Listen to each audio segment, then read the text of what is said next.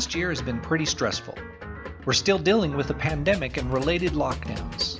And right in the middle of all this, we had an incredibly divisive election and its related fallout. Despite the stress, there were and are several stars shining through the darkness. One of those stars is Kyle Rhodes. As the president of PESCO, he fosters a culture of treating people well, very well. And when I say people, I mean his employees, his clients, and his community. Kyle grew up in Farmington under the guidance of his parents, who began building that culture, at home and at work. Kyle and his brother Jim have taken those reins and expanded on them by building a team of people who expand on their values of mutual respect, trust, integrity, and a commitment to excellence. As the president of the Farmington School Board, Kyle extends that culture into our school system. He fosters a servant leadership environment of equipping, understanding, clear expectations, and accountability into our school system at every level, and those effects are making our corner of the world a better place. Through all of the difficulties of dealing with a distance learning environment this past year, Farmington has led the state in the results of those efforts. I want to dig around in the mind of Kyle Rhodes to see what led him to receive a Distinguished Public Service Award from the state last year. Want to see how it goes? Come along for the ride in Ken's Think Tank. Ken's Think Tank is made possible by the following sponsors. 505 Cycles proudly serves all types of riders, including new and veteran riders, road and mountain bike aficionados, recreation and transportation cyclists. The 505 community is all about fun and the love of all things bikes. So, Mr. Kyle Rhodes, we just picked you up from PESCO. Yep. You are the president of PESCO. Yep, president CEO of PESCO. And so PESCO is actually an acronym. It's Process Equipment and Service Company. Incorporated. Yep. Incorporated. Yep. Formed almost 51 years ago now. Yeah. 1970. 1970, June of 1970. By your parents. Mom and Dad started it, and my brother and I'm the youngest of 5 kids. Mom had 5 kids in 6 years, and I'm the youngest of 5. And my older brother Jim, he and I was 12, he was 13, and we started from the get-go, doing all the nasty jobs Dad could think of. Of course, yeah, that's how that works. Oh man. Yeah, it was interesting. I was talking to my mom. My mom's still alive. She lives down at the bridge, right, where they take fantastic care of her. And I was just talking to her on Sunday, and I like to talk with her about genealogy, and about family history and all that stuff. But then we inevitably get into PESCO because Mom and Dad were a great team in starting and developing PESCO, because Dad, he's a degreed engineer, and he also did sales and stuff, and Dad was phenomenal as far as his intelligence, his knowledge, his design, contacting customers and everything. But Mom, I kind of think that Mom was the driver. Yeah. Because Mom was very competitive. She's great with numbers, so she did all the books and all that business, but she's very, very competitive, which is probably where I get my competitive nature. But when he thought, and there's been times over the years you think, are we going to make it or not? There are times when he'd say, I'm not sure we're going to make it. And Mom said, oh yeah, we're going to make it. We're going to power through this thing. Yeah. And so it was really interesting talking to her, because she is saying how Dad at his previous employer, which was a company called BS&B, they were in the same type of business, except they were worldwide. Right. And that he inevitably got under a boss that was an alcoholic, sure, and that would call him at all hours of the day and night, weekends, and just chew on him, right, just rip on him. And I was kind of thinking, I think that may have formed the foundation of, and Mom and Dad were strong Christian people, lived that way, and I think that may have formed the foundation of how do you treat people? Yeah. Which is what PESCO is all about. How do we treat people? How do we equip people? How do we help people be successful? Employees, vendors, customers, community, everything. And so I think Dad turned those dark clouds that he had to deal with for a number of years into kind of a silver lining on. this is how Pesco is going to be. We're not going to be this kind of organization that Right. abuses people and takes advantage of people. So, You know, I had Joe Lloyd on the show. Joe Lloyd. He's the owner of Durango Joe's. Oh, okay. And so I had him on the show, and we did it up in Durango. I was so excited. I thought, I'm going to actually buy Joe Lloyd's coffee at his own store. And he did he was like some kind of magician thing. He did this sleight of hand, and the girl, of course, knew who he was, and all of a sudden it's going on his account, and I'm going, wait! No, you stole this from me. I'm supposed to buy your coffee. He said, it's my store. No one buys my coffee. Oh, that's great. Yeah, I like what he's done. Yeah. I like the culture that he's put in every one of these stores or whatever you call them, because, the people that he hires and trains are excellent. Right. Oh, definitely. They just make you feel like you're part of the whole deal. Yeah. So, yeah, he's done a fantastic job with that. That was part of our, what would you like? But yeah, that came up in the interview. He said people talk to him all the time, and they ask me, man, how do you train your employees to be so nice? And I was like, dude, we don't train them to be nice. We hire them nice, and we teach them how to make coffee, We've tried to do with our teachers, so our board probably 4 years ago started trying to shape our budget so that we were the first to 50. So 50 grand a year, and in the state. Okay. And so beyond what the state budgeted us for, we would throw in extra money so that we could get our people their wages up. And so when you look at a passionate employee, you've got to have equitable compensation. I mean, that's not the top of their list as what's important.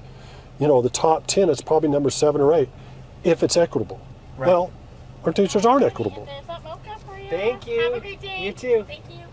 So our teachers aren't equitable. So Right. we're trying to get that, at least in Farmington, where it is, we're starting to get it up to that point. So that's one piece of the passionate employee. But another piece of that is that Nicole and what Nicole and Aaron were talking about was this program that takes new teachers and assigns a mentor to them. And of course they have all the mentorship training and all that stuff, but it's a purposeful, intentional program to connect new teachers with subject content, with best instruction, that whole thing. And it's actually, they stay connected in different ways for 5 years after the teacher goes to work. And so it's the same thing that Joe Lloyd was talking about. I mean, you try to hire the best you can, but when there's a shortage, you hire and then you develop. And so I'm really proud of the district. I'll tell you, our school district is unbelievable. Most of the people we have in this, well, I don't, the vast majority of the people we have in this district are just unbelievable.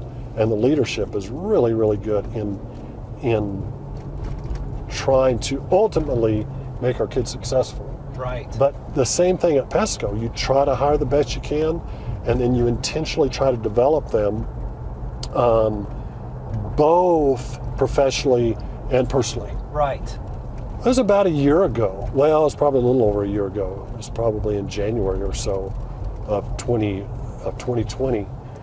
I had a couple guys come up to my office. They were foremen in the shop, and I felt like I knew them pretty well. Felt like we had a good relationship, that they could talk to me about stuff.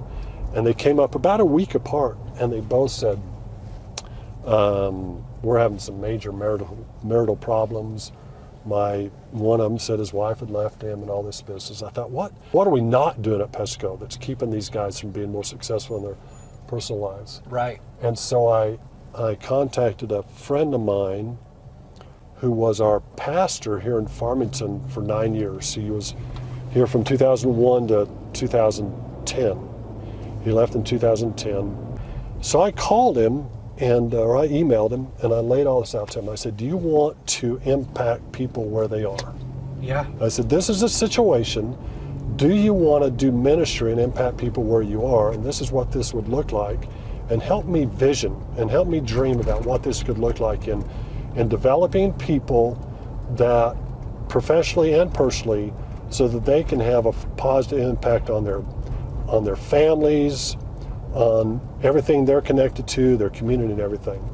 And so Craig came to work for us full time in June of last year, just in time to hit this dang pandemic and everything. But that's the whole goal, is to bring in, so he's in charge of what we call employee success. Okay. He's over our HR department, but it's employee success, and there's other pieces he's connected to that answer to him, like training and safety and things like that. But that's our goal. Yeah. Develop people, help make them better.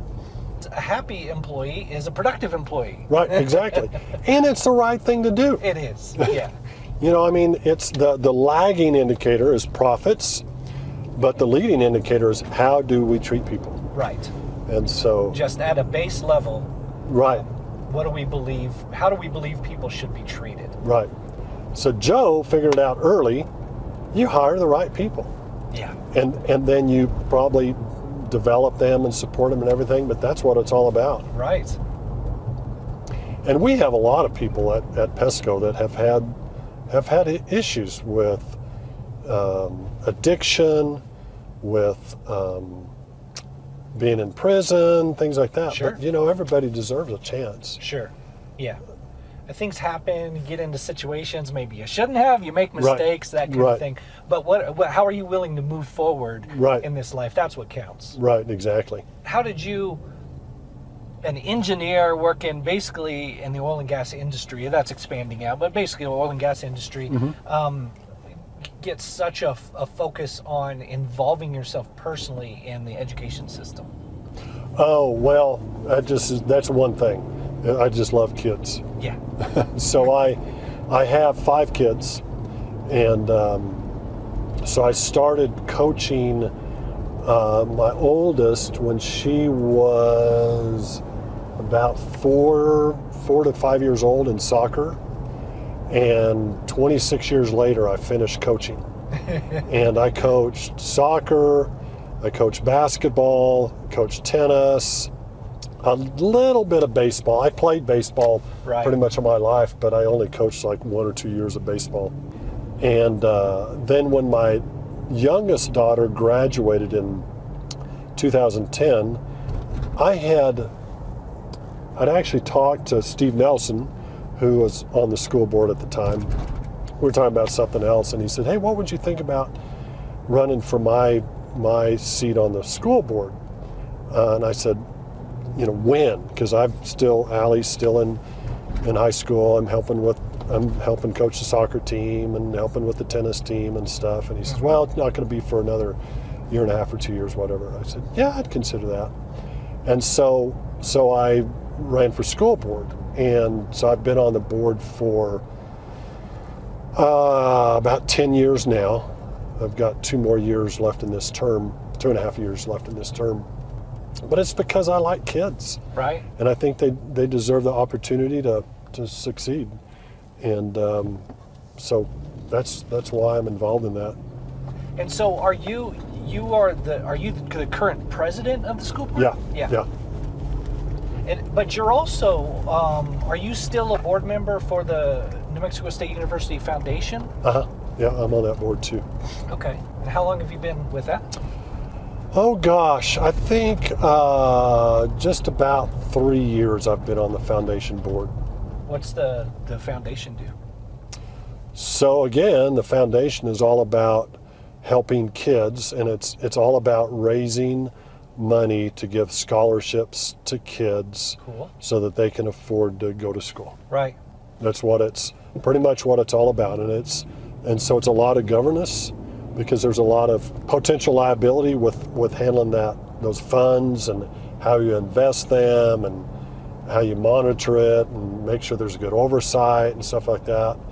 But there's also a marketing piece, so you're reaching out to alumni. You know, the CEO of Starbucks is a graduate of New Mexico State University. Yeah. Yeah. And so, I mean, we've got a lot of alumni that have done really well. And so it's reaching out to them, marketing to them, trying to communicate with them the value that New Mexico State is giving to our kids. But it's also, you know, it's also reaching out to kids and saying, you know, I'm always pushing New Mexico State. When I was down there, even though it was tough being in engineering and everything, it was a great experience. Yeah. And I have one son and one daughter that went to New Mexico State, had fantastic experiences down there. But I tell you what, what we've really been working on the entire time I've been on the board is how do we get excellent leadership in place at all key positions? And I truly think that all of our principles that we have in place are phenomenal. I mean, at the elementary schools, at our preschools, at our middle schools, our high schools. Rocinante with Peter Deswood is amazing. Tim Keenitz at Farmington High is amazing. I mean, we just got some data back in the last few weeks that said Farmington led the state in learning through this COVID thing. Yeah. I mean, isn't that phenomenal? Yeah. Now, we know it wasn't where we wanted it, but we're doing some things right. Right. And that's because of the leadership we have in all these schools. Outstanding. What's the thing that you said 10 years you've been with the school board? What's the thing you're most proud of? If you could pick two things. Well, I think it's probably what I just said was that I don't know if you've ever read any of Jim Collins' stuff on Good to Great and some of the things he's done. You know, one of the first things he talks about is what's called a level 5 leader. And that leader is a person that is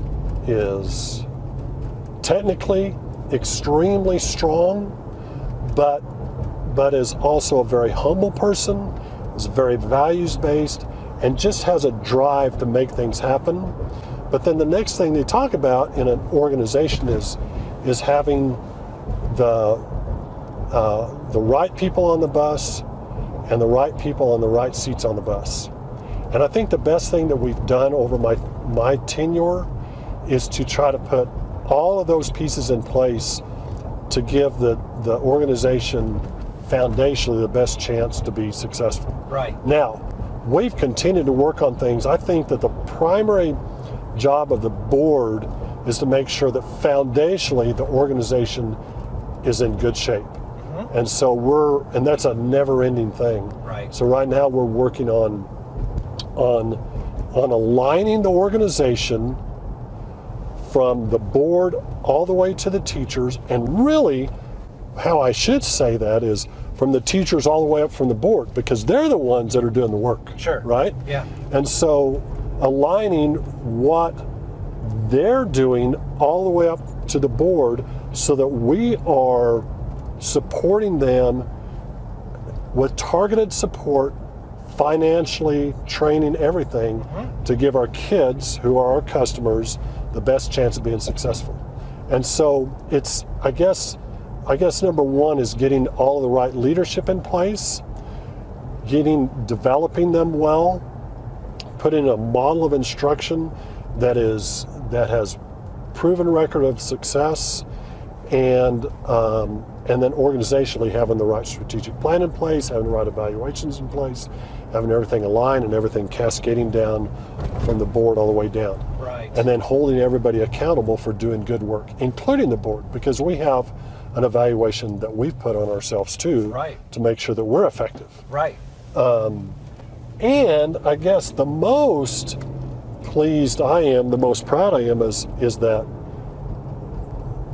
by doing all this, you can see through the data, so you've got to be able to look at data and see and analyze that data, see if what you're working on has been successful, but that we are being successful. Yeah, I mean, the journey never ends. Right. You never sit back and say, whoa, we made it. Right. No. So any organization, whether it's a school, a for-profit or non-profit or a church, it's an organization. It's organizational excellence, and it's all the same principles. You may be looking at different data, but it's all the same principles. Right. And so we're trying to do the same thing at Pesco, and it's a never-ending process to try to get better. And sometimes we do well, sometimes we don't, and we've got to look back at those things that we're not doing well and say, okay, what's happening here, and how do we improve this? You know. Right. It's fun. I love people. I love doing this show, and thank you so much for coming. Oh, absolutely. This is really thoroughly fun. enjoyed it. I know, we've never had you and I just kind of a sit down. Right. And chat, Enjoyed it, so man. Get to catch up. Yeah. So there's a lot of management going on over here while we're driving around. You sure you don't want me to drive while you're managing on it? Oh, man.